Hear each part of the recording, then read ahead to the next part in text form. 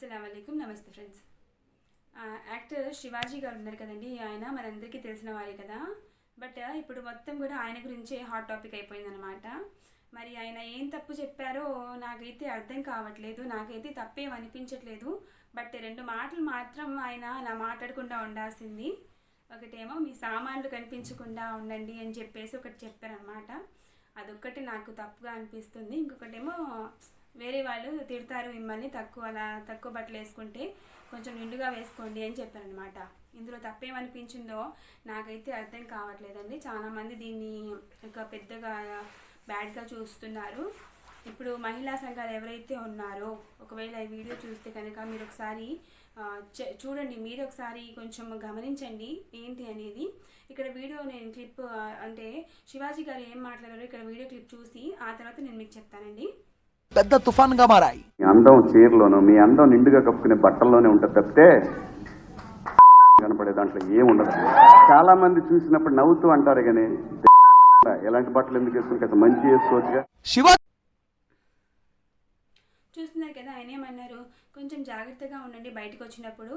అప్పుడు మీకు అంటే మీరు సెలబ్రిటీస్ కాబట్టి మిమ్మల్ని తాకాలి అని చెప్పేసి వాళ్ళకి అభిమానులకి ఉంటుంది. సో దానివల్ల మీరు ఇబ్బంది పడతారండి అని చెప్పారు. ఓకేనా, అది ఒక మాట్లాడేటప్పుడు కొంచెం ఆయన ఒక వేలో మాట్లాడుతూ వెళ్ళారనమాట. దాన్ని మీరు తప్పుగా చూస్తున్నారు కదా. నేను యానిమల్ మూవీలో సీన్స్ తీసుకొచ్చాను, అది కూడా ఒకసారి చూడండి. మీరు చూడండి ఒకసారి యానిమల్ మూవీ సీన్ చూడండి. ఇదొకటి.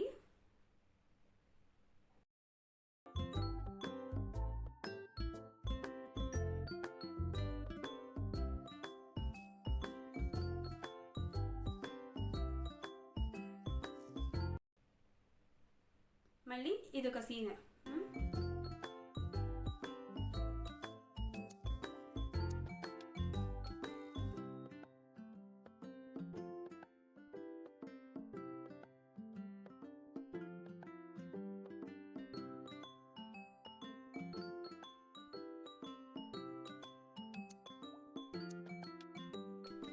అదే కదండి, యానిమల్ మూవీ ఉంది కదా, అంత వల్గారిటీ అన్నమాట.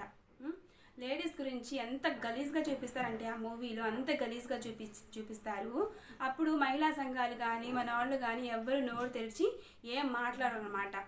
ఏమి అనరు, ఏమి మాట్లాడరు. అసలు నిజం చెప్పాలంటే అలాంటి మూవీస్ వల్లనే మన భారతదేశంలో యువత చెడిపోతుంది. అది గమనించండి. ముందుగా ఈ రేపులు ఇవన్నీ ఎందుకు అవుతున్నాయి తెలుసా? ఇవన్నీ కూడా మూవీస్లో చూపిస్తున్నాయి కదా.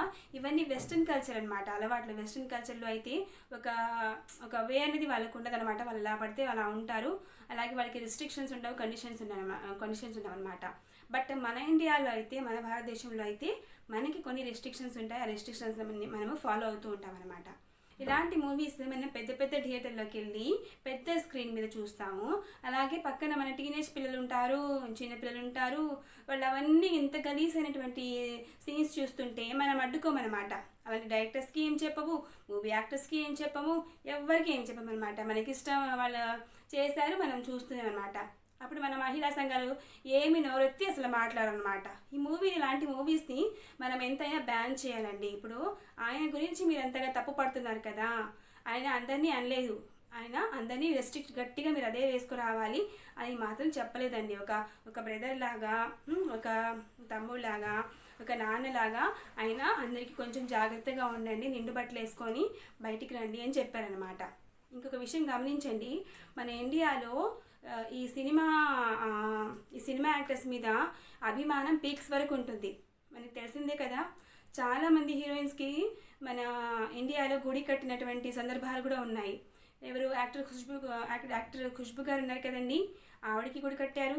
నమిత ఉన్నారు కదా, ఆవిడకి గుడి కట్టారు. ఇంకా చాలామంది ఉన్నారన్నమాట. ఇలా అభిమానులు వాళ్ళ యాక్టర్స్ కోసము గుడి కట్టి వాళ్ళని పూజిస్తారు దేవతలాగా. మరి అలాంటి వాళ్ళు బయటకు వచ్చినప్పుడు కొంచెం వాళ్ళు టచ్ చేయాలి అన్నటువంటి అభిమానం అయితే ఉంటుంది కదా వాళ్ళకి. సో అభిమానంలో వాళ్ళు ఎటుపోతున్నారో వాళ్ళకే అర్థం కావట్లేదు అనమాట. సో ఈరోజు శివాజీ గారిని ఎవరైతే తప్పు పడుతున్నారో అండి, ఒకసారి ఇలాంటి మూవీస్ తీసిన వాళ్ళని కూడా మనం నిలదీసి అడగాలి. అలాంటి మూవీస్ని మనం బ్యాన్ చేయాలి.